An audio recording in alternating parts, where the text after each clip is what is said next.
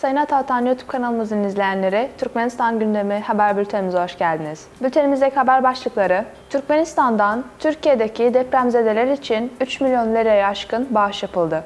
Türksoy Yazarlar Birliği kuruldu. Türkmenistan Hava Yolları uçuş coğrafyasını genişletiyor. Ve son haberimiz, Türkmenistan ile FAO arasında işbirliği anlaşmaları imzalandı.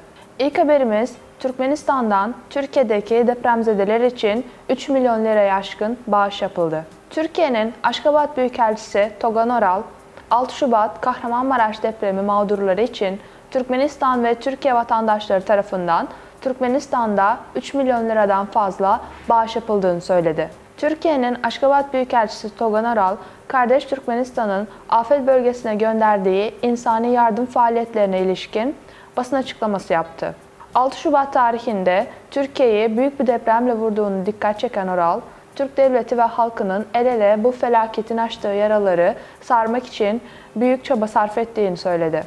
Oral, Türkmenistan'ın Türkiye'deki depremzedelerin yaralarını sarmak için harekete geçen ilk ülkelerden biri olduğunu belirterek, Halk Maslahatı Başkanı Gurbanlı Berdimuhamedov, Büyükelçiliğimizi ziyaret ederek benzeri görülmemiş bir jeste bulunarak halkımıza başsağlığı diledi. Halk Maslahatı Başkanı kendi adından, Sayın Devlet Başkanı Serdar Berdimuhamedov'un adından Türkiye Cumhurbaşkanı'na ve halkımıza başsağlığı dileklerini iletti. Büyükelçiliğimizde açtığımız taziye defterini imzaladı ve Türkmenistan Başmüftüsü ile birlikte şehitlerimiz için dua etti. Bu ziyaret Türkmenistan'da yankı buldu ve doğal olarak bize zor günlerimizde mücadele ruhu ve gücü verdi diye açıklamalarda bulundu.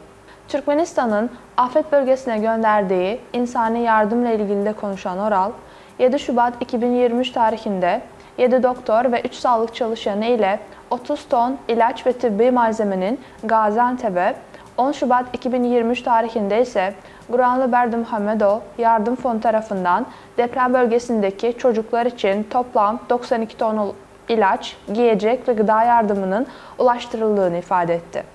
Aşgabat Büyükelçiliği ile Türkmen Kızılayı ve Türkmenistan Kadınlar Birliği koordinasyonunda 7 çadır, 60 ısıtıcı, 20 jeneratör, 667 yatak, 6835 battaniye ve hijyen dahil olmak üzere 23,45 ton insani yardım malzemesi, Türkmen lojistik firmaları tarafından sağlanan tırlar ve Türk Hava Yolları uçağı ile deprem bölgesine gönderildiğini de belirtti.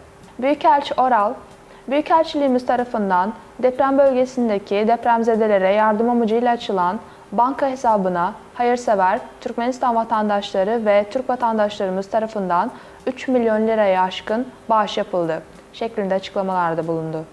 Türkmenistan'ın bu süreçte devleti ve halkıyla kardeşçe dayanışma gösterdiğini ifade eden Oral, hükümetimiz, devletimiz ve halkımız adına Devlet Başkanı Serdar Berdimuhamedov'a, Halk Maslahatı Başkanı Gurbanlı Berdimuhamedov'a, gönüllü kardeş Türkmen halkına, devlet, kurum ve kuruluşlarına, özel şirketlere, aynı zamanda Türkmenistan'da yaşayan vatandaşlarımıza ve Türkmenistan'da faaliyet gösteren Türk şirketlerine, yöneticilerine ve çalışanlarına şükranlarımızı sunuyorum dedi. İkinci haberimiz, Türksoy Yazarlar Birliği kuruldu. Türk dünyası edebiyatına yeni bir soluk getirecek olan Türksoy Yazarlar Birliği Genel Sekreterlik'te düzenlenen bir toplantıyla kuruldu. Uluslararası Türk Kültürü Teşkilatı yani Türksoy tarafından yapılan açıklamaya göre Türk coğrafyasında yaşayan yazarların birbirlerini tanımasına zemin oluşturmak, ortak sorunları belirlemek ve çözümüne yönelik çalışmalar yürütmek, Türk dünyası yazarlarının ve eserlerinin tanıtımını sağlamak amacıyla teşkilatın bünyesinde Türksoy Yazarlar Birliği kuruluş toplantısı gerçekleştirildi. Toplantıya katılımcılar birer konuşma gerçekleştirildi.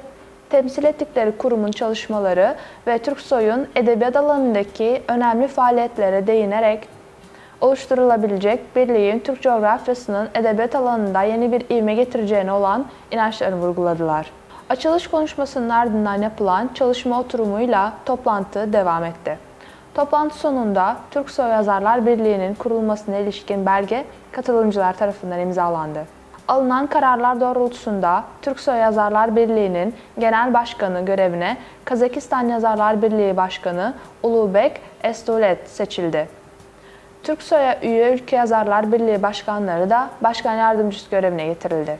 Toplantıda ayrıca Azerbaycan Yazarlar Birliği Başkanı Anar Rızayev'in Türksoy Yazarlar Birliği'nin onursal başkanı seçilmesi ve Türksoy Yazarlar Birliği ilk toplantısının bu yılın Mart sonunda Özbekistan'da yapılması kararlaştırıldı. Üçüncü haberimiz, Türkmenistan Hava Yolları uçuş coğrafyasını genişletiyor. Türkmenistan Hava Yolları 26 Mart tarihinden itibaren Aşgabat'tan Londra, Pekin, Delhi ve Almatı'ya yolcu uçak seferleri düzenlemeye başlayacak. Türkmen Hava Yolları şimdi Moskova, Kazan, Dubai, İstanbul ve Frankfurt'a düzenli olarak uçmaya devam ediyor. Toplamda uluslararası destinasyonlarının sayısı 9'a çıkarılacak. Kazakistan Sivil Havacılık Komitesi, uçuş coğrafyasını genişletme ve uluslararası uçuş sayısını arttırma çalışmaları kapsamında Türkmen tarafı ile birlikte hava trafiğinin yeniden başlatılması konusunu değerlendirdi.